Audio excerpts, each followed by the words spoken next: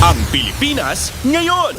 Narito na ang pinakamainit na mga balita na nakalap sa bawat sulok ng bansa. Ihahatid sa bawat Pilipino saan man kayo sa mundo. Ang Pilipinas ngayon. Pakinggan ang bawat kaganapan sa bawat lalawigan. Ito ang Pilipinas ngayon.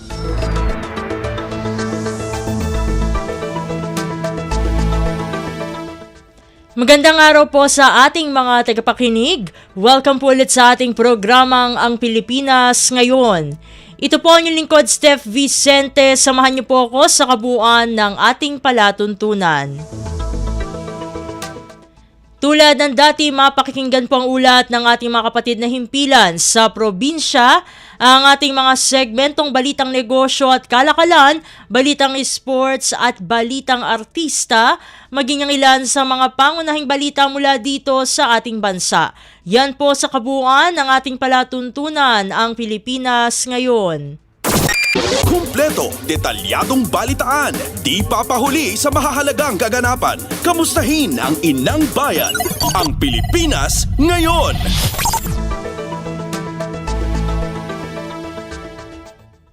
Bago tayo magtungo sa bugso ng ating mga balita ay dadako muna tayo sa Region 2 o Lambak, Cagayan upang makibalita kung kumusta na ba ang ating mga kababayan doon dahil alam naman natin na sa mga oras na ito ay nananalasa ang Super Typhoon Nando. At para makakuha tayo ng updates sa kung ano ang makaganapan ngayon sa Region 2 ay makakasama natin si Sir Alvin P. Aison. Siya po ang Information Officer 2 ng Office of Civil Defense o OCD Region 2. Sir Alvin, welcome po sa Ang Pilipinas Ngayon. Si Steph Vicente po ito ng Radyo Pilipinas World Service. Ayan, magandang hapon po sa inyo lahat. Sa ngalan po ng aming Regional Director, Chairperson po ng Cagayan Valley Disaster Risk Reduction and Management Council, Director Leon de Guzman Rafael Jr. Isang maulang hapon po sa ating lahat at sa lahat po ng taga-subaybay po ng inyong pong programa. Sir Alvin, ito po yung una naming katanungan. Ano-ano po ba ang mga pinaka-apektadong lugar sa Region 2 nitong ang pananalasa ng Super Typhoon Nando?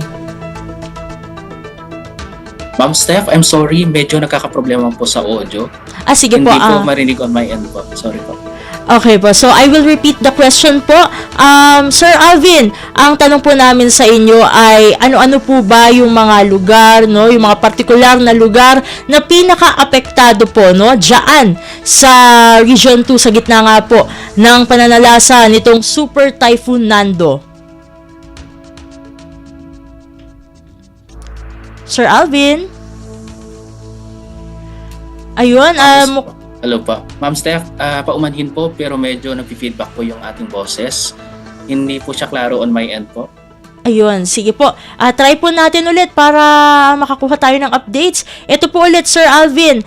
Ano-ano pong mga partikular na lugar sa Rehiyon 2 ang pinaka-apektado nitong ang pananalasa ng Super Typhoon Nando?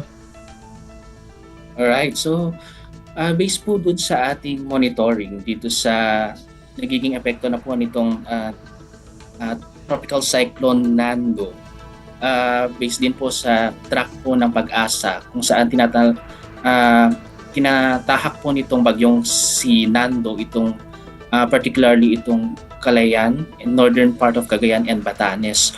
So nagkaroon na po tayo ng monitoring in terms of preemptive evacuation at based po dun sa latest monitoring na kinandak po natin, meron na po tayong 230 barangays overall in the region na nagkandak na po ng preemptive evacuation. It consists of 4,402 families with 13,112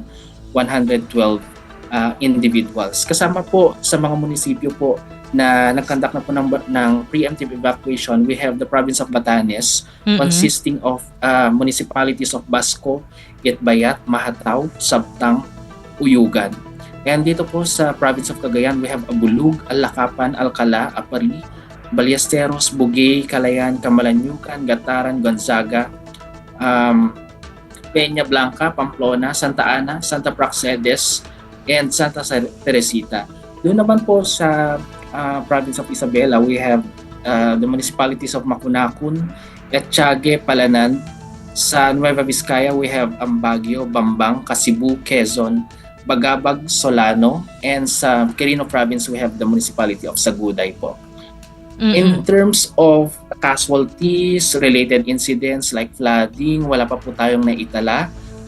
Based dun po sa monitoring natin with reference to the DROMIC report na sinabmit sa atin ng DSWD Regional Field Office 2, we have affected population consisting of 4,625 families with 15,206 individuals among the 138 barangays in Cagayan Valley. Sa suspension po ng klase at maging sa mga trabaho po dito sa ating rehiyon, we have the declaration po ng Malacanang po dito sa Cagayan, Batanes, Isabela, and Nueva Vizcaya. Samantala po ang Quirino ay nagkaroon ng executive order for a provincial-wide declaration of cancellation or suspension po ng klase at trabaho sa LGUs. Pagdating naman po dito sa communications sa lifeline communications po natin, medyo nahihirapan po tayo dyan sa may parte po ng Batanes and Calayan sa mga Smart and Globe Communications, but we have this Starlink po na means of communication po natin sa kanila in order to obtain updates, especially doon sa situations nila ngayon sa Calayan and Batanes. Meron na rin po tayong mga naitalang overflow bridges na hindi na po madaanan, mga barangay roads and bridges, and power interruptions po dito sa Caguelcoan, sa may Enrile, bandang Santa Ana, Bugay, Santa Teresita, Gonzaga, and Claveria. So for now, Ma'am Steph, we're still in close coordination with our local DRRM councils through their local MDRMO offices.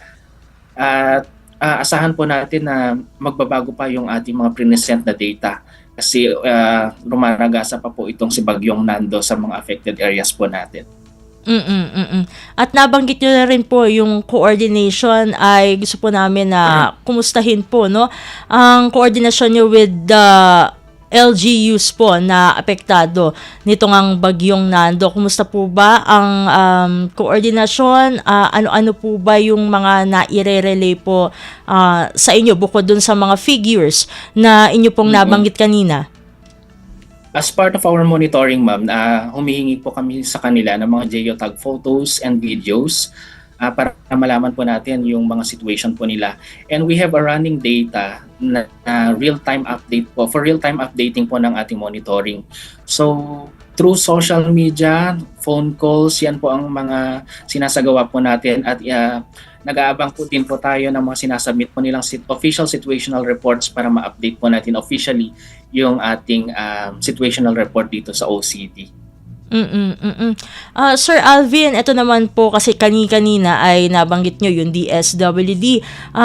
Bukod sa DSWD, ano po yung mga nakakatuwang nyo po na ahensya para mahatiran po ng tulong ang ating mga kababayan dyan sa Region 2 at ano-ano pong mga tulong po yung mga naibibigay na po sa kanila? Opo. On the part of DSWDP, we have the distribution na po and prepositioned food and non-food items para po sa mga affected population po natin sa iba't ibang parte ng Region 2. And aside from DSWD, we are also in coordination with our response assets like yung ating mga uniformed personnel coming from the Coast Guard, the PNP, the BFP, especially kasi yung ating mga coastal areas are affected pagdating po dito sa pagragasa po ng bagyong Nando. And we also have in coordination with the DILG para sa mga regulations like no sale policy and liquor ban pagdating po sa ating mga affected population or areas po dito sa Region 2.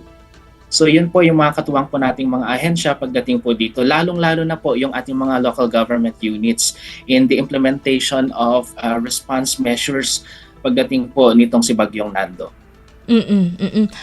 Bukod dun sa mga, syempre, yung mga power interruption po sa kalagitnaan ng pananalasa ng bagyo, nabanggit, ano pa po yung, kumbaga, yung mga, may mga naitala po ba na major damages po ba sa ngayon o puro minor pa lang po? Sa ngayon, ma'am, wala pa po tayong mga naitalang mga pinsala. Actually, baka after nitong si Bagyong Nando, aftermath of this weather disturbance, saka lang po tayo makakapag-estimate ng mga amount or estimation po ng mga damage na ma-account po natin coming from our LGUs po. And we are hopeful na sana walang Sana. maitala, no? Kasi syempre para makabangon agad, no, ang ating mga kababayan diyan. Ito na lamang po, Sir Alvin, no, kasi syempre sabi niyo nga po ongoing pa kasi itong pananalasa ng Bagyong Nando. Ano-ano na lamang po ang inyong paalala sa inyong mga kababayan diyan sa Region 2? Ano po yung mga pag-iingat na dapat pong gawin nila sa ngayon? Yes po. I just want to re-echo po yung laging guidance po ng ating chairperson ng Cagayan Valley Regional Disaster Risk Reduction and Management Council na sharing Regional Director po ng Office of Civil Defense, si Director Leon de Guzman Rafael Jr.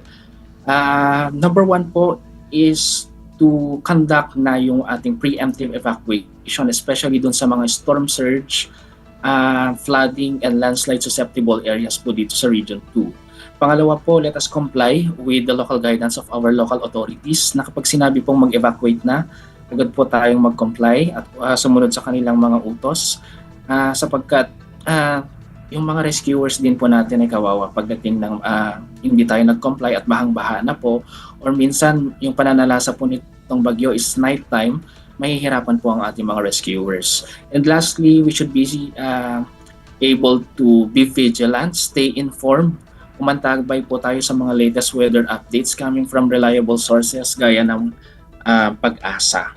So yun lamang po from the Office of Civil Defense. Pinapayuhan po namin ang lahat na maging vigilante at mapagmatsyag at mag-ingat po tayong lahat. And with that, maraming salamat po, Sir Alvin, sa pagsama niyo po sa aming programa. Sa ulitin po, and stay safe po sa inyo po diyang lahat, no, sa Region 2. Thank you very much po, Ma'am Steph. At ating nakasama si Sir Alvin P. Aison, ang Information Officer 2 ng Office of Civil Defense o OCD Region 2. Dadako na tayo sa ating balitaan.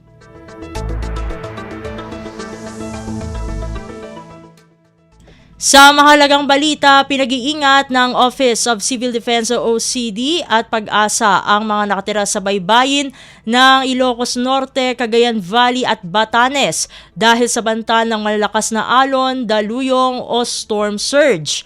Ayon sa OCD, asahan na ang hanggang 3 metrong taas ng alon at daluyong sa nasabing mga lalawigan dulot ng Super Typhoon Nando. Ayon sa Pag-asa weather specialist na si John Grender Almario, ngayong araw ng Lunes hanggang Martes ng tanghali inaasahan ang malalakas na pag-ulan na nasa 200 millimeters kada oras sa Ilocos Norte, Apayao, Batanes at Cagayan. At 8 AM, ito po ilalapit po sa isla po ng Babuyan, ng Cagayan, at sa Basco, Batanes po. At ito po inaasahan po na lumabas sa ating Philippine Area of Responsibility sa Tuesday po ng umaga at 8 AM. Si Pag-asa weather specialist John Grender Almario. Pasada ng mga balita mula sa Pilipinas para sa mga Pilipino saan man sa mundo. Ang Pilipinas ngayon. Samantala, tuloy-tuloy ang Office of Civil Defense o OCD sa pagbabantay sa ilang lugar sa bansa dahil sa pagtama ng Super Typhoon Nando. Sa pamamagitan ng isang special coverage, nakapanayam ng Integrated State Media si OCD spokesperson Junie Castillo tungkol sa bagyo. Pareho nung sinabi ng ating Pangulo na gawin na itong way of life. So sa OCD naman po at ganoon din sa NDRRMC, tuloy-tuloy na rin po yung mga paghahandang ginagawa natin. Nabanggit nyo nga po for the past several weeks at saka buwan din na dinadaanan tayo ng mga bagyo, may habagat, iba't ibang weather systems. Kaya tuloy-tuloy po ang paghahanda natin at saka lalo't higit po itong dito sa Super Typhoon Nando. Ayon pa kay Castillo, tinututukan ng OCD ang ilang lugar sa bansa sa pagtama ng Super Typhoon Nando. Para dito sa Super Typhoon Nando, ang binabantayan talaga natin ay itong Northern Luzon and then ganun din yung Central Luzon dahil sa lawak nung bagyong Nando.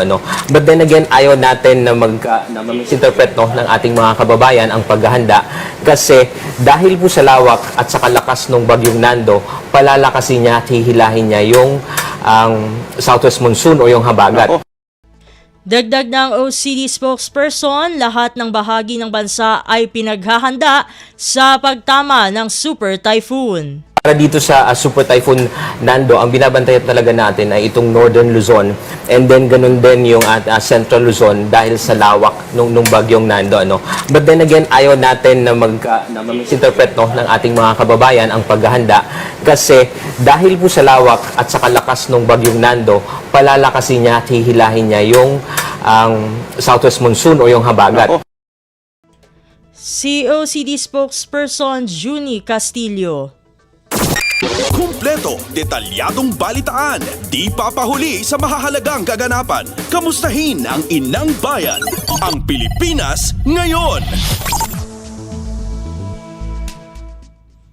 Sa iba pang mga balita, pinakilos ng Office of Civil Defense o OCD ang concerned national agencies para tulungan ang mga lokal na pamahalaan kaugnay ng pagpasok ng Super Typhoon Nando. Sinabi ni OCD Officer in Charge, Assistant Secretary Bernardo Rafaelito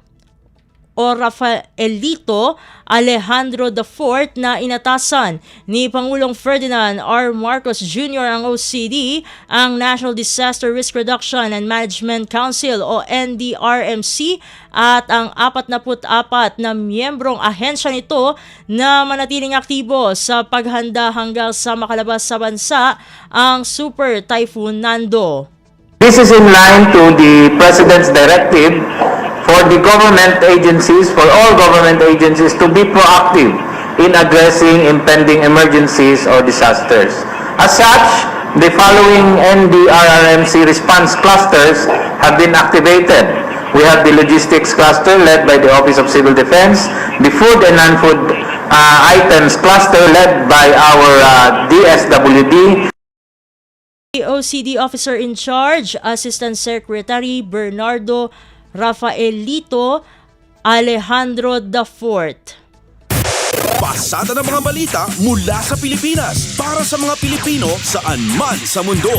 Ang Pilipinas ngayon.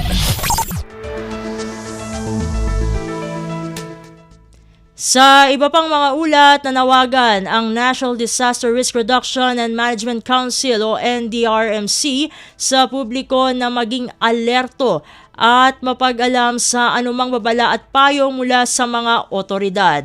Ayon kay Office of Civil Defense o OCD Officer in Charge, Assistant Secretary Bernardo Rafaelito Alejandro IV, kailangan unahin ng bawat mamayan ang kaligtasan sa pamamagitan ng pagiging handa. Sinabi niya na nakahanda ang gobyerno na magbigay ng assistance sa mga maapektuhan ng bagyo.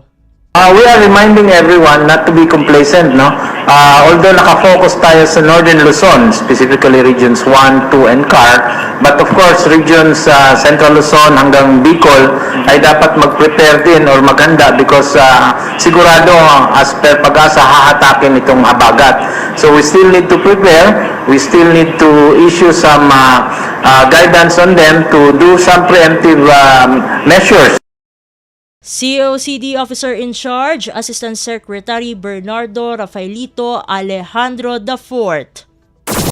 Kumpleto, detalyadong balitaan, di papahuli sa mahahalagang kaganapan. Kamustahin ang inang bayan, ang Pilipinas ngayon. Sa iba pang mga balita, una nang nanawagan ang Office of Civil Defense o OCD sa mga lokal na opisyal na kumilos ng madalian sa pamagitan ng pagpapatupad ng mga preemptive evacuation sa mga high-risk na komunidad, pagsubaybay sa mga ilog at dalisdis at paglilinis ng mga sagabal sa mga daluyan ng tubig. Gayun din ang pagtiyak sa kaligtasan ng mga kalsada malapit sa mga lugar na madaling gumuho ng lupa. Iniutos na rin ng ahensya ang pagpapalakas ng mga hakbang sa pag-iingat dahil ang Super Typhoon Nando at ang habagat ay inaasahang magdadala ng malakas na pag-ulan, pagbaha at pagguho ng lupa sa ilang bahagi ng bansa. Pasada ng mga balita mula sa Pilipinas para sa mga Pilipino saan man sa mundo. Ang Pilipinas ngayon. Sa iba pang mga ulat, Batanes at Cagayan nakahanda sa pananalasa ng bagyong Nando. Ang detalye ng balita ihahatid sa atin ni J. Mark Dagala. Kapwa nakahanda ang mga lalawigan ng Batanes at Cagayan sa inaasahang hagupit ng Super Bagyo Nando. Sa pulong ng Interagency Coordinating Cells ng NDRRMC sa Campo Aguinaldo, sinabi ni Batanes Governor Ronald Aguto na naglagay na ng mga sandbag sa bubungan ng mga kabahayan doon upang hindi liparin ng malakas na hangin. Mahigpit anya nilang tinututukan ng itbayat dahil sa ito ang madalas napupuruhan sa tuwing may tumatamang kalamidad. Humiling naman sila ng karagdagang solar light sa national government dahil sa inaasahang malawakang brownout sa sandaling masira ang linya ng kuryente. Sa panig naman ni Cagayan Governor Edgar Aglipay, nakapreposisyon na ang nasa 600 kaban ng bigas, gayon din ang 300 food packs. Target nila ang zero casualty sa kanilang lalawigan, kaya't nanawagan anya sila ng sa mga Cagayanon na sundin ang abiso ng mga otoridad, lalo na sa usapin ng paglilikas. Para sa Bagong Pilipinas, si Mark Tegala, Radyo Pilipinas, Radyo Publiko. Kumpleto, detalyadong balitaan, di papahuli sa mahahalagang kaganapan. Kamustahin ang inang bayan, ang Pilipinas ngayon. Samantala, tiniyak naman ng Department of Social Welfare and Development o DSWD ang tulong ng gobyerno sa mga maapektuhan ng Super Typhoon Nando.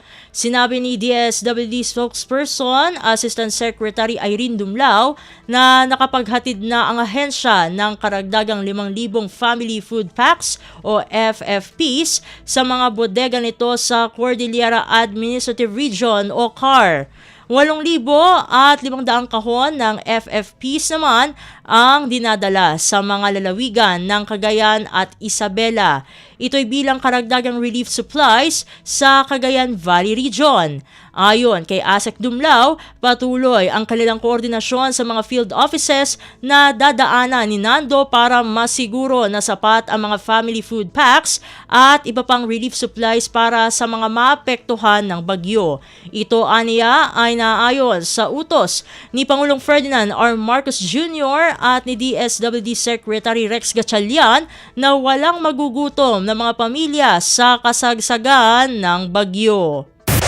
Pasada ng mga balita mula sa Pilipinas para sa mga Pilipino saan man sa mundo. Ang Pilipinas ngayon. Sa iba pang mga balita, inilagay ng DSWD Disaster Response Management Bureau o DRMB ang lahat ng field office sa high alert kaugnay ng Super Typhoon Nando sa Luzon.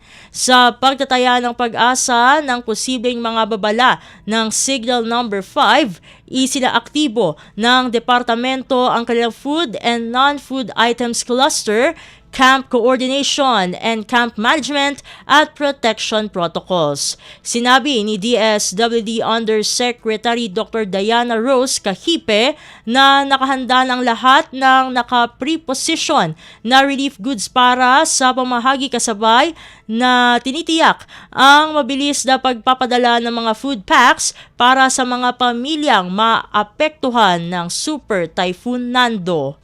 now, like what I've mentioned, we have a total of 2.6 million family food packs that is already prepositioned sa iba't ibang bahagi po ng ating bansa. Aside from that, of course, we also have our mobile kitchen, our mobile command centers that are distributed in all the field offices. Ito po noon pa lamang nararamdaman ng Habagat hanggang kay Mirasol and this Nando, we have already started prepositioning. Si DSWD Undersecretary Dr. Diana Rose Cahipe. Kumpleto, detalyadong balitaan, di papahuli sa mahahalagang kaganapan. Kamustahin ang inang bayan, ang Pilipinas ngayon. Samantala, ihinanda na rin ang mga evacuation center para matiyak ang kaligtasan ng mga lumikas na pamilya. Nananatiling naka-standby ang Quick Response Teams o QRTs habang nagpapatuloy ang koordinasyon sa mga LGU at LDRMC kung sakaling kailanganin ang preemptive evacuations ng mga vulnerable na komunidad. Muli namang ipinagtitibay ng Department of Social Welfare and Development o DSWD ang kanilang mandato na pangalagaan ang mga buhay at itaguyod ang kapakanan ng bawat Pilipino sa gitna ng banta ng isang super typhoon. Pasada ng mga balita mula sa Pilipinas para sa mga Pilipino saan man sa mundo. Ang Pilipinas ngayon. Sa iba pang mga balita, nagpaalala naman ang Department of Health o DOH sa publiko na ihanda ang Emergency Go Bag. Kaugnay ito sa inasahang malakas na pag-uulan sa ilang bahagi ng Hilagang Luzon at maging sa iba pang parte ng Luzon dulot ng Super Typhoon Nando. Ayon sa DOH, mahalaga ang Emergency Go Bag bilang parte ng maagap na paghahanda sa banta ng pagbaha, landslides at malakas na pag-ulan. Paalala na rin ng ahensya na sa panahon ng sakuna, maaaring tumawag sa emergency hotline na 911 o DOH hotline na 1555 at pindutin ang numerong 3. Kumpleto, detalyadong balitaan, di papahuli sa mahahalagang kaganapan. Kamustahin ang inang bayan, ang Pilipinas ngayon. Samantala, ayon sa Department of the Interior and Local Government o DILG, 99% ng September 21 rally mapayapa. Mga nanggulo sa Mendiola at Recto hindi palalampasin. Ang kabuulat ihahatid sa atin ni Mary Ann Bastasa. Idineklara ng Department of Interior and Local Government o DILG na generally peaceful ang mga isinagawang malawakang protesta nitong linggo, September 21. Ayon kay DILG Secretary John Vic Remulla, 99% ng mga kilos protesta ay naging mapayapa at maayos maliban lang sa naging kaguluhan sa Mendiola at Recto. Sa bawat protesta, binigyang diin ng DILG na iginagalang ng pamahalaan ang karapatan ng mamamayan sa mapayapang pagtitipon. Gayunman, git ng kalihim, hindi palalampasin ang mga nanggulo, partikular na ang mga nasa likod ng paghahagis ng bato at Molotov cocktail ng mga nakamaskarang individual sa Mendiola at ang panunulsol ng ilang grupo malapit sa Ayala Bridge kung saan isang truck ang sinunog. Ayon sa ulat, aabot sa 40 pulis ang nasugatan sa insidente habang 19 na mga kabataang nasa edad 15 hanggang 17 ang naaresto. Nakipag-ugnay naman ang PNP sa DSWD para masunod ang tamang proseso sa paghawak sa mga menor de edad. Mula sa DILG para sa Bagong Pilipinas, Mary Ann Bastasa, Radyo Pilipinas, Radyo Publiko. Pasada ng mga balita mula sa Pilipinas para sa mga Pilipino saan man sa mundo. Ang Pilipinas ngayon.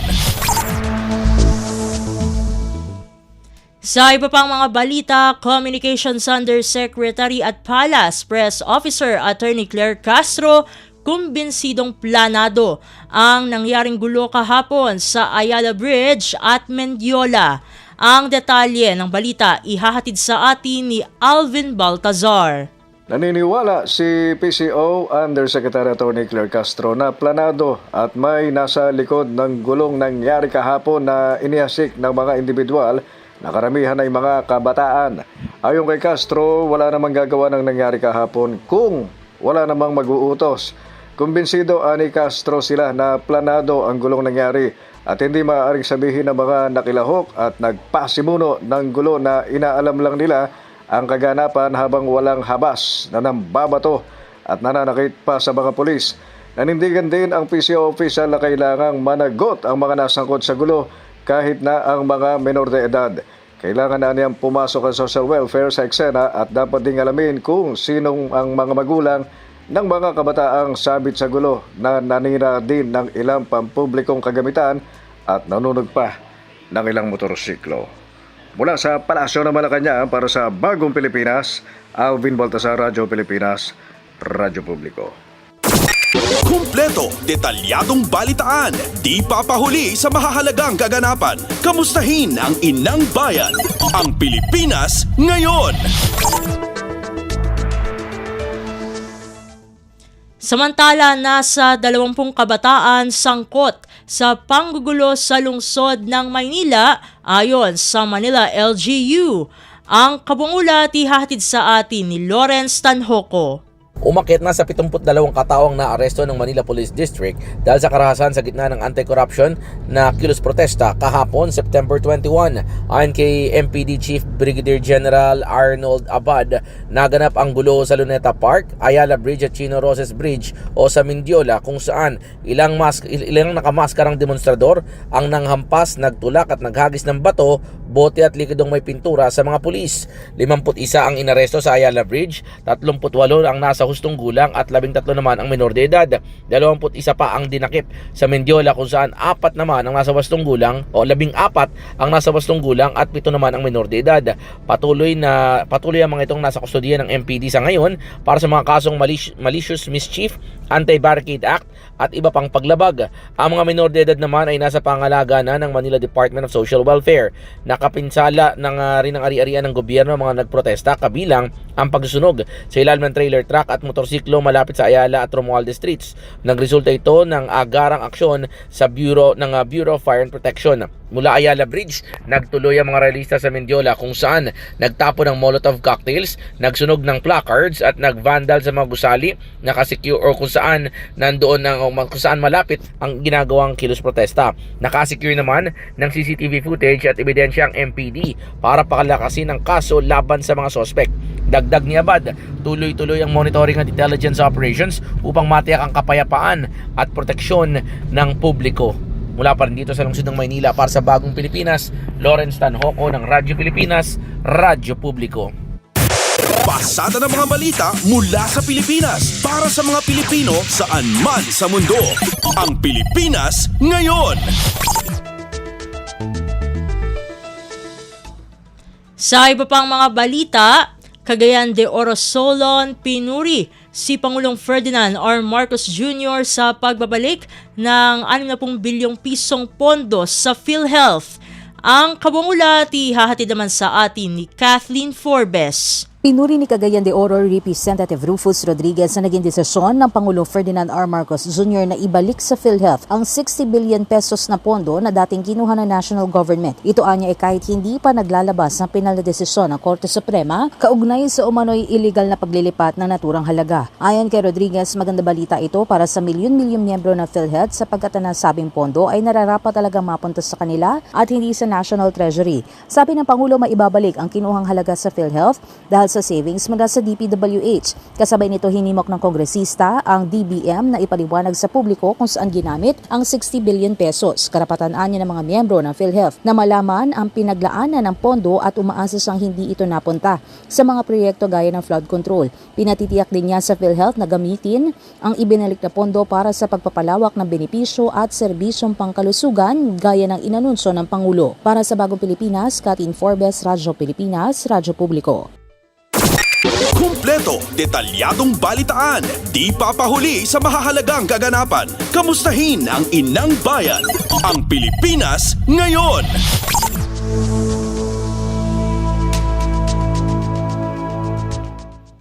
At iyan ang mga maiinit na balita para sa araw na ito. Samantala, ating antabayanan ang mga ulat mula sa ating mga kapatid na himpilan sa probinsya para sa bugso ng mga regional news. Magbabalik ang ating programang Ang Pilipinas Ngayon makalipas ang ilang paalala. Mas pinadali na ang government transactions sa tulong ng eGovPH Super App. Pwedeng-pwede mo nang magawa ang lahat ng ito. I-download ang eGov app sa iyong smartphone o tablet mula sa App Store o Google Play Store. Pagkatapos, ilagay ang iyong mobile number at i-authenticate gamit ang one-time PIN o OTP para marehistro ang iyong account. Saka ilagay ang iyong mga pangunahing impormasyon at kumpletuhin ang facial recognition technology para sa verifikasyon ng iyong pagkakakilanlan. Para sa mas mabilis at mas maayos na serbisyong panggobyerno, gamitin na ang eGovPH Super App.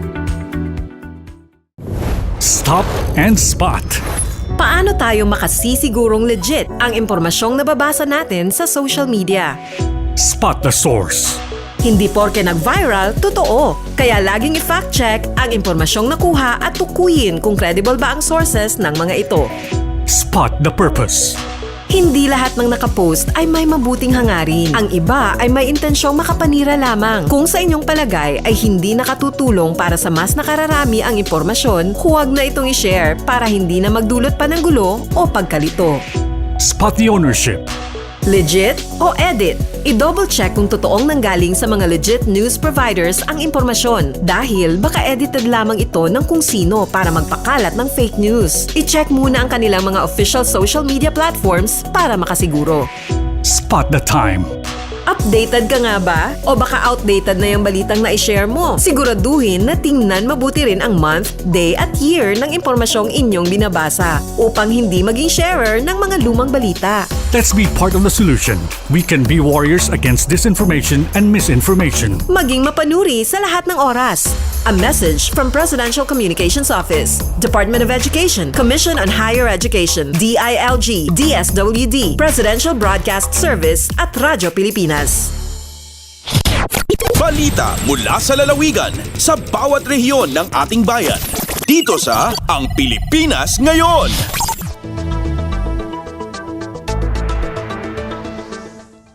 Nagbabalik na po ang ating programang Ang Pilipinas Ngayon at narito na po ang bugso ng ating mga regional news. Dumako muna tayo sa rehiyon ng Luzon. 10,000 kilo ng basura na kolekta sa coastal cleanup sa buong Lambak, Cagayan. Narito ang buong balita na ihahatid sa atin ni April Racho mula sa Tuguegarao. Nasurok 3,000 a volunteer manipod kadagiti probinsya ti Cagayan, Isabela Quirino, Nueva Vizcaya ken Batanes tinagtinulong iti naisayangkat nga International Coastal Cleanup kas suportar iti awag ti sangalubungan para itinadaldalo sa baybay. Impaganatgot na Department of Environment and Natural Resources wenno DNR Regional Executive Director Gwendolyn Bambalan iti panarita na ti Ridge to Reef approach kas integrated management strategy para iti ecological network ket kinuna na adagiti mapaspasamak kadagiti kabanbantayan ket direkta ang makaapektar iti coastline ken marine ecosystem. The environmental protection kinunana ket saan laang kuma alimitado kadagiti special activities. Sinuportaran mo dagiti barangay local government units ti aktibidad ket isut ng sigurado iti proper waste segregation and disposal. Pagabuklan at 10,371 a kilo ti basura tinakolektar kadagiti coastline, riverbank ken dumapay a critical waterways iti rehiyon. Ti International Coastal Cleanup kat tinawan ang maisal celebrar kas panang ipalpalagip iti panagtitinulong para iti panang protektar iti marine ecosystem. Manipod syudad ti Tuguegarao dayti na April sa Lucan Racho para iti Radyo Pilipinas World Service. Balita mula sa lalawigan sa bawat rehiyon ng ating bayan. Dito sa Ang Pilipinas Ngayon. Inyong napakinggan ang ulat ni April Racho mula sa Tuguegarao. Dakoy naman natin ang Baguio City, 700 milyong piso na nailaang pondo ng LGU La Trinidad Benguet para sa taong 2026. Ang kabuang ulat ihahatid sa atin ni Jong Munar. Nailatang iti 7 milyon na peso sa pondo iti La Trinidad Benguet inton sa maranong atawen nga 2026. Sigon kanila Trinidad Vice Mayor Attorney Guillermo Galawan, ngimato tinaso nga pondo no sa dino manipod iti nam nga gasot nga milyon na peso sa pondo itang atawen 2025 ket manayunan daytoy inton no mga atawen. Sigon ken kuana damotan iti budget call ken mayakar daytoy iti sanggunang bayan iti La Trinidad sakbay nga maaprobahan. Kinuna na ati Municipal Social Welfare and Development Office iti adan kadakkelan nga budget sa runwan iti Health Division. Kabayatan na kidkidawan na kadagiti umili sa La Trinidad iti kooperasyon da nang runa no adat imbitasyon na gatoy para ti public consultation tapno mangipa ay mat iti rekomendasyon. Manipod Radyo Pilipinas Baguio, Jong Monar nang ipadamag para ti Radyo Pilipinas World Service. Balita mula sa lalawigan sa bawat rehiyon ng ating bayan. Dito sa Ang Pilipinas Ngayon.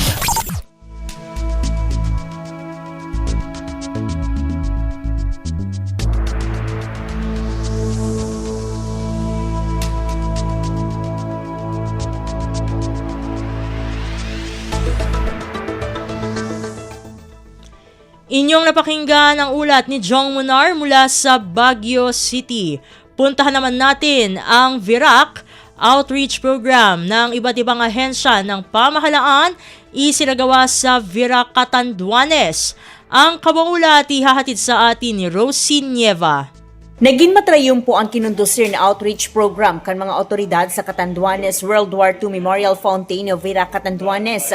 Pinanginota ng aktibidad kan Catanduanes Police Provincial Office sa pamamayo ni Provincial Director Police Colonel Elmer Sereno. Pinuuna ng aktibidad sa sarong Zumba Dance na sinundan kan information caravan kung saan apwera sa PNP. Nagpartisipar man ang Philippine Army, BJMP, BFP, SNPCG. Pighiras ka nasambitan ng mga ahensya ang manlain-lain na programa sa serbisyo kan gobyerno para sa komunidad.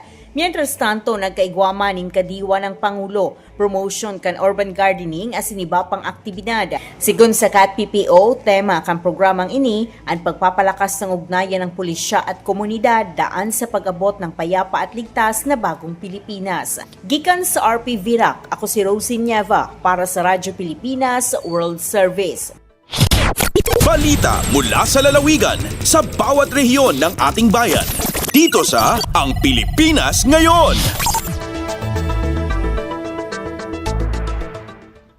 Inyong napakinggan ang ulat ni Rosie Nieva mula sa VIRAC. Dumako na tayo sa rehiyon ng Kabisayaan. Kahon-kahong smuggled na sigarilyo na nagkakahalaga ng 57 milyong piso na kumpiska sa checkpoint sa lalawigan ng Antique. Ang detalye ng balita ihahatid sa atin ni Janelle Baclay mula sa Iloilo. Nakumpiska sang gintingom nga puwersa sa Police Regional Office 6 kay Bureau of Internal Revenue ang 3 ka truck nga may karga nga smuggled nga sigarilyo nga nagabalor 57 million pesos naging patigayon nga checkpoint sa Barangay Poblasyon, Bilison, Antique. Arestado sa operasyon ang 3 ka drivers and trucks kag-4 ka helper. Ang operasyon resulta sa 3 ka adlaw nga surveillance matapos makabaton sa impormasyon ng mga otoridad halin sa isa ka confidential informant na tuhoy sa pagbiyahe sa mga gindala nga sigarilyo. Sunod sa investigasyon, nagikan pa sa Zamboanga City ang mga kontrabando kag plano nga ibaligya sa Iloilo kag Negros Occidental. Naglabot sa 1,142 ka kahon o kung masobra tunga sa milyon ka pakete sa nagkalain-lain nga brands ng sigarilyo ang nakumpiska sa kapulisan kag BIR. Sa karon yara na sa kustudiya sang Bilison Municipal Police Station ang mga nadakpan samtang ang mga nakumpiska nga sigarilyo yara na sa BIR para sa nagakaigo nga disposisyon. Suno kay Police Regional Office 6 Director Brigadier General Josefino Ligan, prioridad sang kapulisan nga maprotektahan ang income sang gobyerno kag pukanon ang mga smuggling network. Gikan sa Iloilo para sa Bagong Pilipinas, Janelle Baclay, Radyo Pilipinas World Service. Balita mula sa lalawigan sa bawat rehiyon ng ating bayan. Dito sa Ang Pilipinas Ngayon.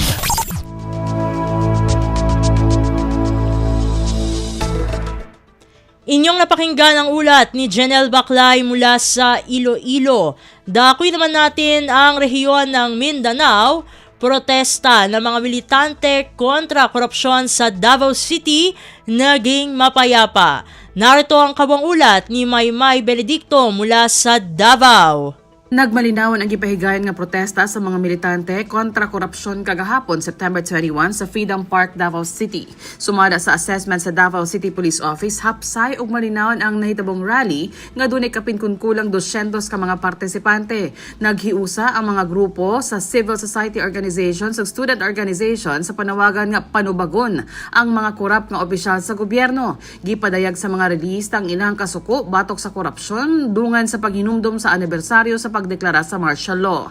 Ang maong rally gipangunahan sa Citizens Rage Against Corruption kon CIRAC ug gitambungan sa mga militanteng grupo sama sa Gabriela ug Kabataan SMR, mga estudyante gikan sa UP Mindanao ug Ateneo de Davao University uban pang religious groups takip na ang UCCP ug Southeastern Mindanao Ecumenical Council ug pila ka mga organisasyon gikan sa South Cotabato. Panawagan sa grupo nga panubagan ang matag piso nga gikawat gikan sa kaban sa nasod ug silutan ang mga kawatan sa gobyerno. Gihagit usab nila ang katawhan nga makiusa sa panawagan alang sa konkretong aksyon kontra korupsyon ug mga traidor sa nasod. Di lang mga korap nga opisyal apan apil usab ang ilang mga kakunsaba nga mga kontraktor. Gikan sa Davao City, Maymay Benedicto para sa Radyo Pilipinas World Service.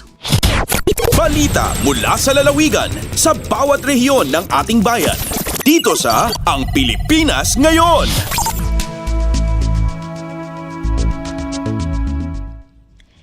Inyong napakinggan ang ulat ni Maymay Benedicto mula sa Davao. Dadako naman tayo sa Butuan. Department of Social Welfare and Development o DSWD sa Caraga, pinalakas ang Shield Against Child Labor Program sa lalawigan ng Agusan del Sur. Ang detalye ng balita ihahatid sa atin ni Jocelyn Morano. Mukabat sa 26 ka mga bata ang nakadawat og tabang gikan sa Department of Social Welfare and Development kun DSWD Caraga ingon man sa kagamhan ng lokal sa Esperanza Agusan del Sur atol sa gilusad nga Shield Against Child Labor Program. Matag bata nakadawat sa tig 5,000 pesos isip educational assistance para sa ingon nga masuportahan ang ilang pagtuon og dili na mahaylo para manarbaho sa sayong pangidaron. Saad ni Mayor Deo Manpatilan Jr., dili ikalimod nga tungod sa kalisod ug kakabus ang bata mapugos nga sayo manarbaho. Apan gisaad ni ining paningkamutan sa LGU nga matunol ang saktong oportunidad ngadto sa mga ginikanan ug mahatod sa mga bata ang ilang nagunang panginahanglanon para makabaton sa saktong edukasyon ug mamaayo ang ilang kaugmaon.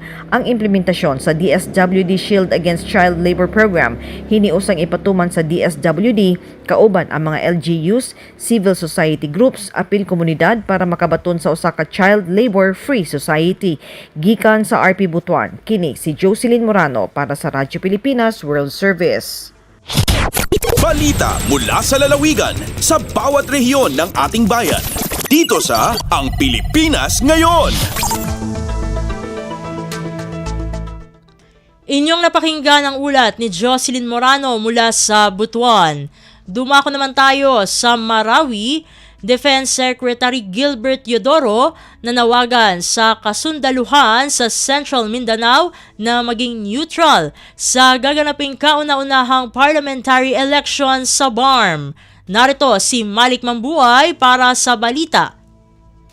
Miyano tug sa Secretary sa Department of National Defense si Gilberto Teodoro kung mga sundalo sa Central Mindanao ang balisira na data tampil nandan kuha pagadir na pagampagan niya parliamentary elections sa Bangsamoro Autonomous sa Region in Muslim Mindanao o di na BARMM amita tadi October 13 sang kaya rago na kapapantagan. Miyamisi si Teodoro sa 103rd Infantry Haribon Brigade sa Marawi City apodin sa Armed Forces of the Philippine Chief of Staff General Romeo Browner Jr. kay nisang payaran kung mga tantara o gobyerno sa Sugwan aking ulalaniran kung saan niran sa kaplini nga ko akalilinta na kapag-eleksyon sa BARMM. Peter Secretary Teodoro kinanglan adi kabulingan swingaran niran kung kabubaliran alumilin ko parinta na gusto madaklataw sa patot magdamo pagtaw so karan na kamukha na sang kaya eleksyon. Ay kagagang kuman abang sa Moro Region na sumanga ingad lagi daw Maguindanao del Sur, Maguindanao del Norte, Lanao del Sur, Basilan, Nagutawi-tawi, padungpan sumanga city sa lagi da Cotabato, Lamitan, Agum, Marawi. Gebo si Malik Bangboy po sa Marawi City para sa Radyo Pilipinas World Service. Balita mula sa lalawigan sa bawat rehiyon ng ating bayan. Dito sa Ang Pilipinas Ngayon. At inyong napakinggan ang ulat ni Malik Mambuhay mula sa Marawi. Dito na nagtatapos ang ating regional news. Narito naman ang ating segmentong Balitang Negosyo at Kalakalan na susundan ng segmentong Balitang Sports. Parehas na ihatid sa atin ng ating kasamang si Leo Magpayo. Magbabalik ang ating programang Ang Pilipinas Ngayon makalipas ang ilang mga paalala. Paano nga ba mag-register para magkaroon ng schedule sa Bagong Pilipinas Presidential Action Center? Narito ang mga dapat gawin. Gamit ang iyong mobile device, pumunta sa eGovPH app. Pwede itong i-download mula sa Apple App Store o sa Google Play Store. Gumawa ng account. Ilagay ang email address, valid mobile number, pagkatapos ay makakatanggap ka ng one-time code sa iyong email. Gamitin ang code sa eGov app para sa verification ng iyong account at ng mga impormasyong ibinigay. Congratulations! Meron ka ng eGovPH app account. Pwede mo na ma-access ang iba't ibang serbisyo ng gobyerno kabilang ang mga serbisyo sa Bagong Pilipinas Presidential Action Center. Lagay ng ekonomiya, kalakalan, negosyo at iba pa. Atin ang alamin dito sa Ang Pilipinas Ngayon.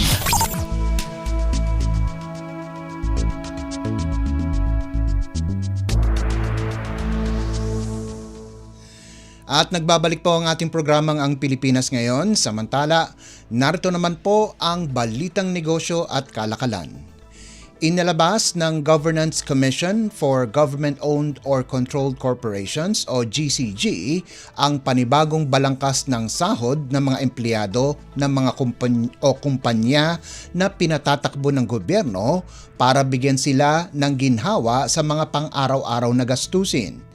Ang naribisang Compensation and Position Classification System o CPCS2 na inaprubahan ni Pangulong Ferdinand R. Marcos Jr. ay pinapakilala ang pinahusay sa sahod at pinalawig na benepisyo. Sa isang pahayag, sinabi ng GCG na napapaloob sa CPCS2 ang bagong balangkas ng sahod para sa mga manggagawa ng GOCC na dinisenyo para tulungan sila sa pagbaba ng halaga ng purchasing power dahil sa inflation at iba pang kadahilan ng ekonomiya.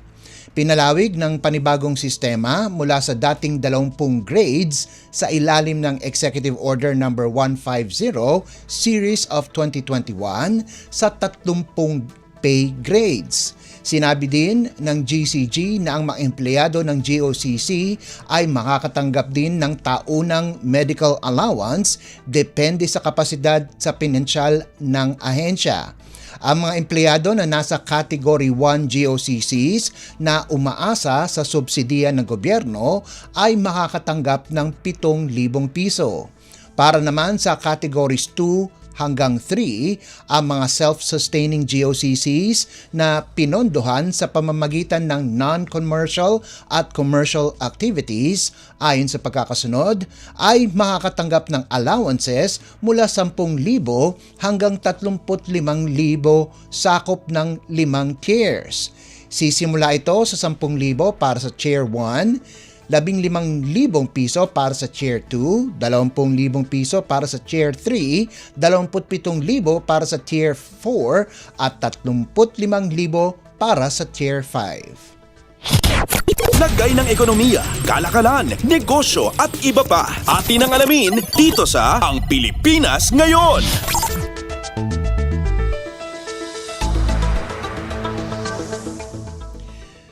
Welcome ni Department of Finance or DOF Secretary Ralph Recto ang pagkilala ng Japan Credit Rating Agency o GCR sa patuloy na paglago ng ekonomiya ng Pilipinas at sa matagumpay na pagpapatupad ng fiscal consolidation measures, dahilan kung bakit nanatili ang bansa sa high investment grade rating na A- na may stable outlook. Ayon kay Recto, ang rating na ito ay isang malinaw na vote of confidence sa development agenda ng administrasyon ni Pangulong Ferdinand R. Marcos Jr. Ang A- rating ay sumasalamin sa matatag na macroeconomic fundamentals at malakas na kakayahang makabayad ang Pilipinas. Ibig sabihin nito, mas mababa ang gastos ng pamahalaan sa pangungutang, mas maraming foreign direct investments o FDIs ang inaasahang papasok sa bansa at mas maraming trabaho ang malilikha para sa mga Pilipino. Anya, ang mataas na tiwalang ito ng mga credit rating agencies ay direktang pakikinabangan ng taong bayan dahil mas maraming oportunidad, mas magagandang trabaho at higit pang mga Pilipinong maiaahon mula sa kahirapan.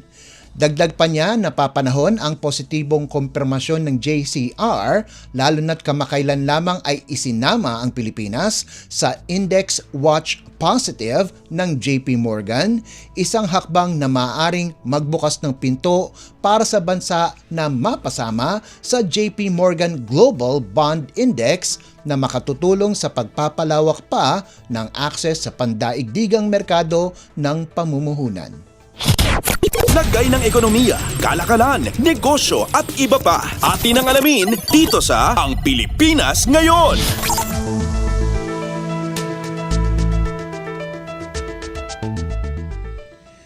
Pinag-aaralan ng Department of Agriculture o DA na irekomenda kay Pangulong Ferdinand R. Marcos Jr.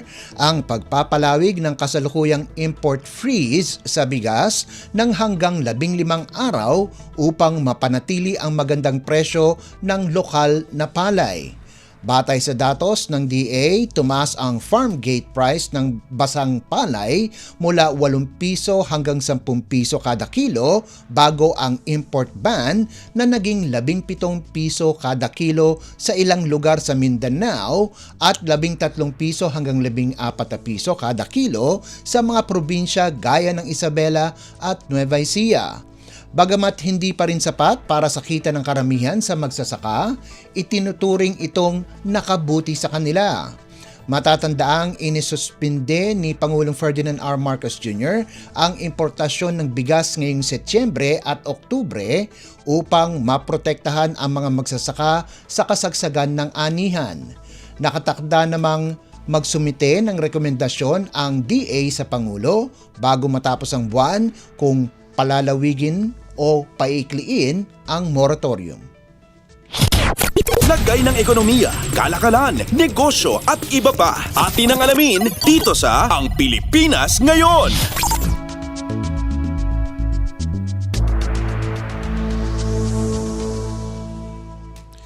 Nagpaalala ang Anti-Money Laundering Council o AMLAC sa lahat ng mga institusyong pinansyal at investment companies na mahigpit na ipinagbabawal ang anumang transaksyon na may kaugnayan sa online gambling platforms na hindi rehistrado sa Philippine Amusement and Gaming Corporation o PAGCOR.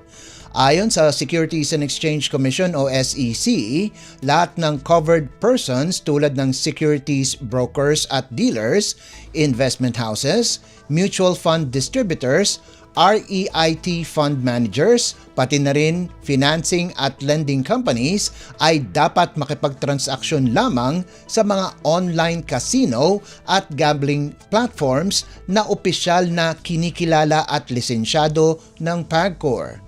Kabilang sa direktiba ang mas mahigpit na pagbabantay sa customer transactions at regular na pag-update ng customer profiles.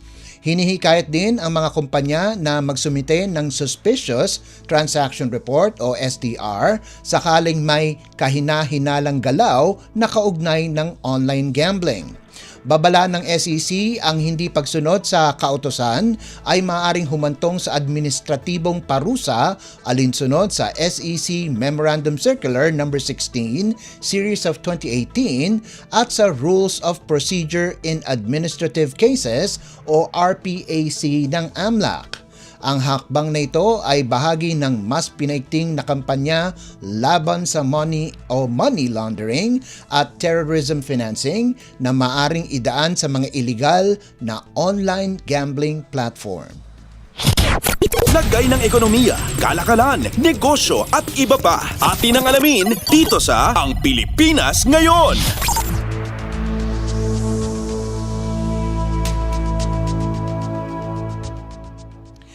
At para naman sa halaga ng palitan, ayon sa Bangko Sentral ng Pilipinas ngayong Lunes, ika-22 ng Setyembre, ang halaga ng piso kontra sa dolyar ay nasa 57 piso at 16 na sentimo.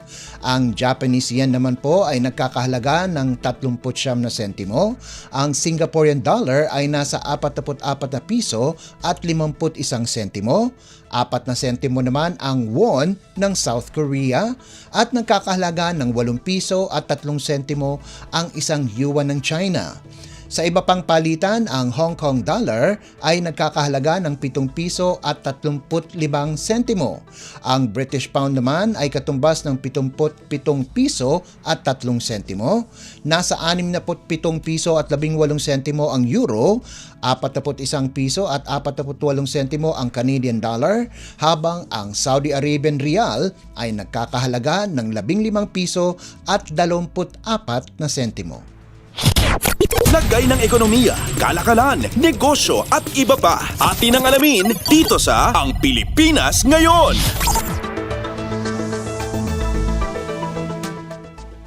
At yan po ang balitang negosyo at kalakalan. Samantala, antabayanan nyo naman po ang ating segmentong Sports Balita. Yan po sa pagbabalik ng ating programang Ang Pilipinas Ngayon, pagkalipas lang po ng ilang paalala. Itinuloy na po natin ang zero balance billing. Libre po. Ibig sabihin, ang serbisyo sa basic accommodation sa ating mga DOH na ospital, wala nang babayaran ang pasyente. Ang dami pong challenge, hindi po namin alam kung saan namin kukunin, ganon, nag-iisip kung paano namin mababayaran. Siyempre po, masaya, super saya po dahil na zero billing po kami. Opo, malaking po talaga, malaking tulong po. Mabilis lang din po. Bayad na ang bill ninyo. Uulitin ko, wala nang kailangan bayaran ng pasyente basta sa DOH Hospital dahil bayad na po ang bill ninyo. Naiyak ako kasi sobrang saya. Maraming salamat po, Mr. President Bongbong Marcos Jr. Hindi kami nagkamali ng taong ihinalal. Updates at pinakahuling mga usapin sa mundo ng palakasan. Atin ang pakinggan dito sa Ang Pilipinas Ngayon.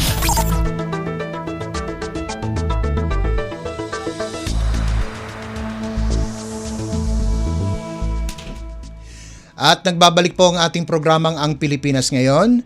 Narito naman po ang Sports Balita.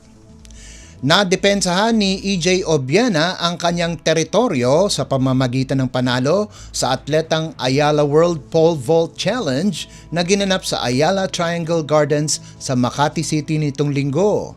Kapwa ang Filipino pole vault star at si Thibaut Collier ng France ay nalundag ang 5.8 meters, subalit nakopo ni Obiena ang gintong medalya dahil sa countback, pagkarang malundag ang kaparehong taas sa loob lamang ng 2 pagtatangka.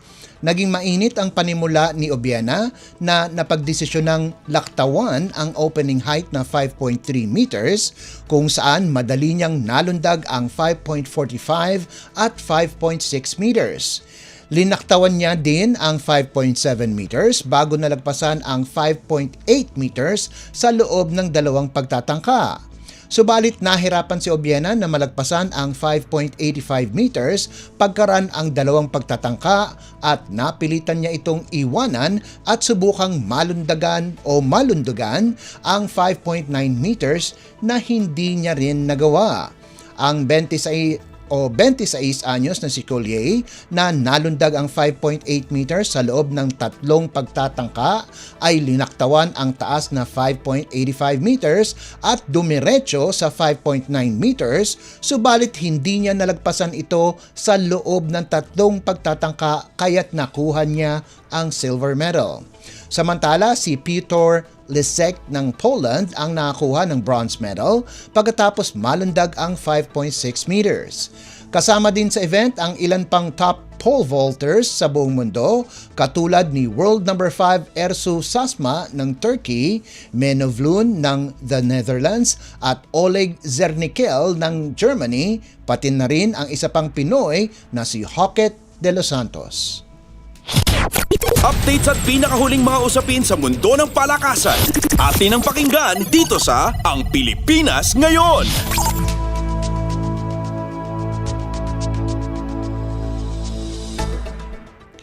Lumiyab si rookie Collins Akowe ng may 29 na puntos at 17 rebounds para pangunahan ang University of Santo Tomas lagpas sa defending champion University of the East o University of the Philippines 87-67 sa UAAP Season 88 Men's Basketball Tournament na ginanap sa UST Quadricentennial Pavilion nitong linggo. Malakas ang panimula ng UST kung saan mas marami silang nagawang puntos kumpara sa Fighting Maroons 31-19 at umabot sa halftime ng may 47-43 abante. Mula noon, patuloy na naging dominante ang Growling Tigers kung saan umabot pa sa 85-60 ang kanilang abanse, may 2 minuto na lamang ang nalalabi sa laban. Bukod kay Akowe, nakalikom ng 18 puntos si Kyle Paranada para sa host team.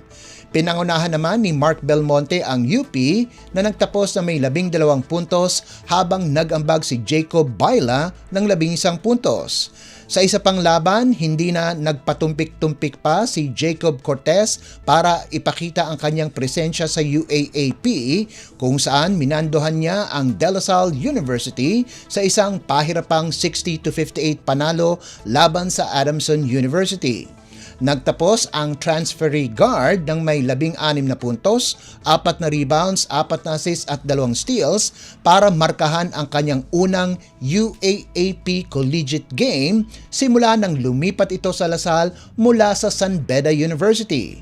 Malaki din naman ang tulong na nakuha ni Cortez mula kay Mike Phillips kung saan nakapagtala ito ng double-double na may 17 puntos at 16 na rebounds habang ang rookie big man na si LeBron James Daep ay nagdagdag ng 8 markers, 3 boards, 2 steals at 1 assist. Updates at pinakahuling mga usapin sa mundo ng palakasan. Atin ang pakinggan dito sa Ang Pilipinas Ngayon. Ipinakita ng University of the Philippines ang kanilang pagkakalma sa huling bahagi ng laro para gulantangin ang University of Santo Tomas sa loob ng 5 sets sa kanilang pagtatapat nitong linggo sa 2025 Shakey's Super League o SSL Preseason Unity Cup. Binura ng Fighting Maroons ang 6 na puntos na kalamangan ng UST sa huling set tungo sa 25-22, 18-25, 25-19, 18-25 at 25-13 panalo sa larong ginanap sa Playtime Phil Oil Center sa San Juan. Nagtapos si Cassie Dongalio ng may 20 puntos mula sa 18 attacks, 1 service ace at 1 kill block para pangunahan ang National Invitational's Davao Leg runner-up. Nagdagdag din si Dongalio ng 7 excellent digs at 5 excellent receptions. Nakagawa naman si veteran Nina Itang ng 15 puntos mula sa 10 attacks at 5 kill blocks habang sina Kian Olanggo, Bien Bansil at Jelay Gajero ay nagdagdag ng 9 na markers bawat isa para sa bataan ni Fighting Maroons head coach Fabio Menta. Samantala, nagtapos naman si Angge Poyos ng may 16 na puntos habang sina Avril Bron at Margaret Altea ay nagambag ng 12 at 9 na puntos ayon sa pagkakasunod para sa Lady Tigresses. Updates at pinakahuling mga usapin sa mundo ng palakasan. Atin ang pakinggan dito sa Ang Pilipinas Ngayon. Hindi siya world title pero para kay Shane Gentalian ay yun ang kanyang nararamdaman. Ito na ang posibleng pinakamalaking panalo ni Gentalian kung saan dinominan niya si Arvin John Sampaga para kunin ang bakanting International Boxing Federation o IBF Asia Junior Flyweight belt sa main event ng Kubong Bolanon 22 na ginanap sa Tagbilaran City, Bohol. Mas maganda ang ipinakitang laban ni Gentalian para kunin ang unanimous decision victory kung saan lahat ng hurado ay pumabor sa Boholanov boxer na may pare-parehong score na 97-93. Sinabi ni Gentalian na malaking panalo ito para sa kanya at inamin na nasa proseso pa siya na maibalik ang kanyang kumpiyansa mula sa pagkatalo nito 2 taon na ang nakakalipas. Ibinunyag ni Gentalian na naisip niyang huminto ng magboxing noong natalo siya kay Jianxing Zhu ng China sa harapan ng kanyang mga kababayan sa Gindulman, Bohol noong 2023. Dahil sa talo, hindi nakuha ni Gentalian ang WBC Asian Silver Light Flyweight title. Ito na ang ika-13 panalo ni Gentalian laban sa 1 talo at 7 knockouts. Sinabi naman ng kanyang manager na si lawyer sportsman Floridzil Podot ng PMI Bohol Boxing Promotions na balak niyang taga-ibang bansa ang makalaban niya sa pagdepensa ng titulo ni Gentalian para masubukan ng husto ang kanilang mga boksingero. Updates at pinakahuling mga usapin sa mundo ng palakasan. Atin ang pakinggan dito sa Ang Pilipinas Ngayon.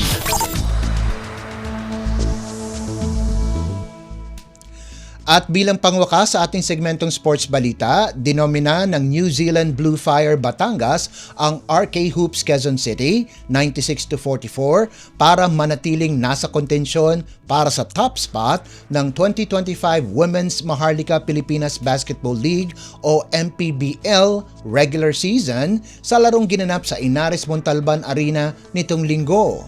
Ito ang ikalawang magkakasunod na panalo para sa Valkyries na panandali ang tabla sa San Juan DN Steel sa unang pwesto ng team standings, tangan ang kaparehong 6-2 record. Pinangunahan ni Aming Torres ang Batangas sa nalikom nitong 23 puntos kasama pa ang 3 rebounds at 2 steals. Nagtapos naman si April Bernardino ng isa na namang double-double na may 15 puntos at 16 na rebounds, sahog pa ang 3 assists, 4 na steals at 2 tapal, habang nagdagdag si Riza Lozada ng 15 markers at 3 steals. Nagambag naman si Princess Manzanares ng 10 puntos at 9 na boards, habang nagtapos si Kate Castillo ng may 10 puntos. Samantala si Bernalyn Andrea Aragon, ang kaisa-isang player ng RK Hoops QC na nakagawa ng double digits kung saan nakapagrehistro ito ng 14 na puntos. Updates at pinakahuling mga usapin sa mundo ng palakasan. Atin ang pakinggan dito sa Ang Pilipinas Ngayon. At yan ang pinakahuling balita sa larangan ng palakasan. Ito po si Leo Magpayo. Samantala, susunod naman po ang ating segmentong Balitang Artista na ihahatid sa inyo ni Mama JT. Yan po sa pagbabalik ng ating programang Ang Pilipinas Ngayon, pagkalipas lang ng ilang paalala.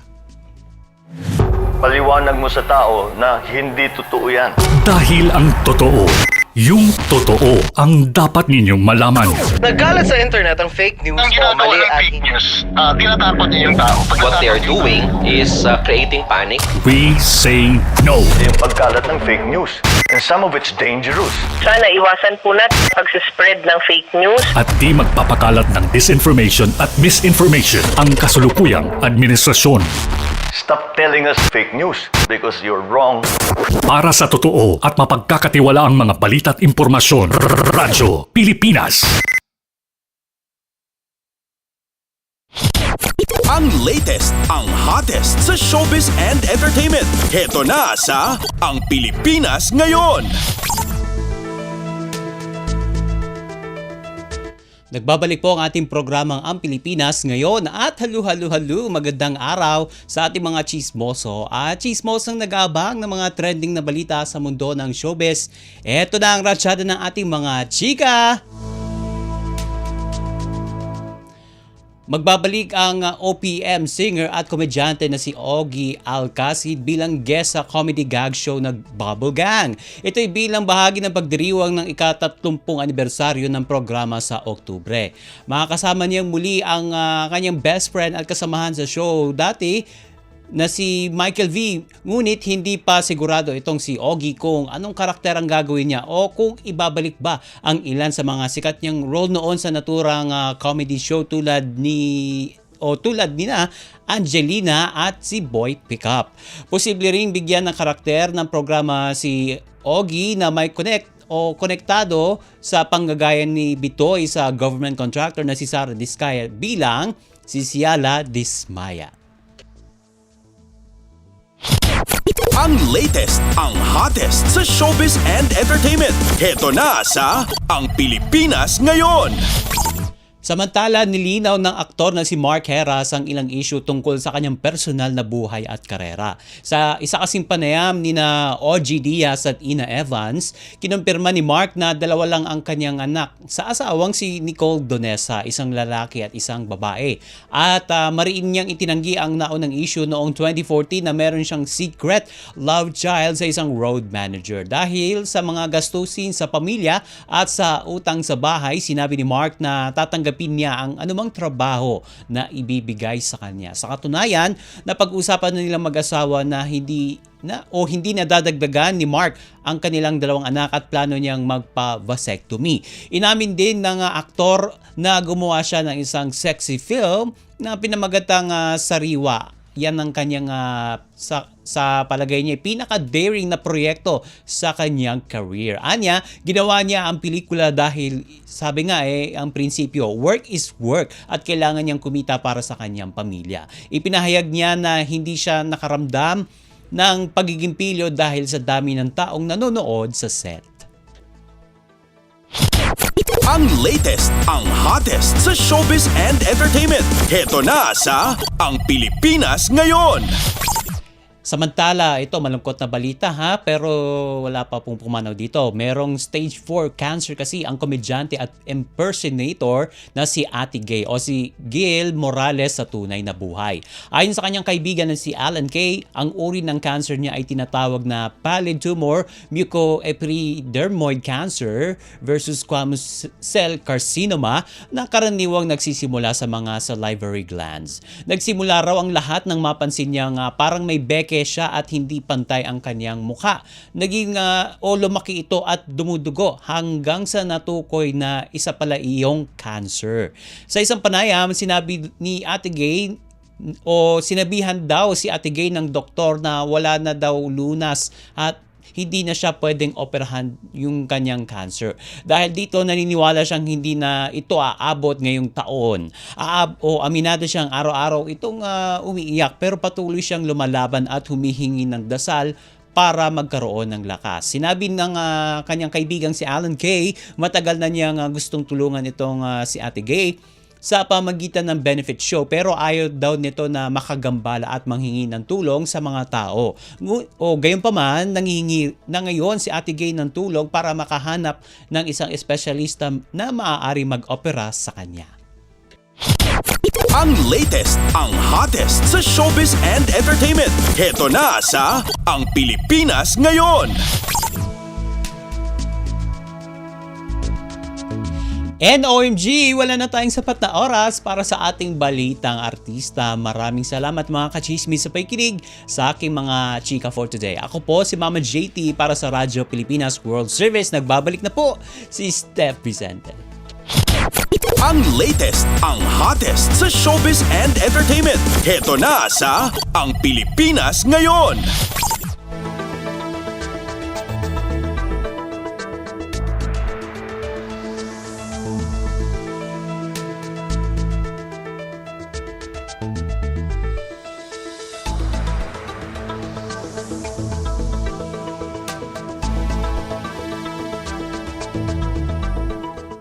At inyong napakinggan ang ating segmentong Balitang Artista para sa araw na ito. Samantala, magpapasalamat muna tayo sa ating mga nakasama sa studio na sina Milo Jonella, Susan Aizon, Hiro Lucero, Justin Osias at Anthony Pimentel. Pinasasalamatan din natin ang ating executive producer para sa araw na ito na si Jerome Toledo.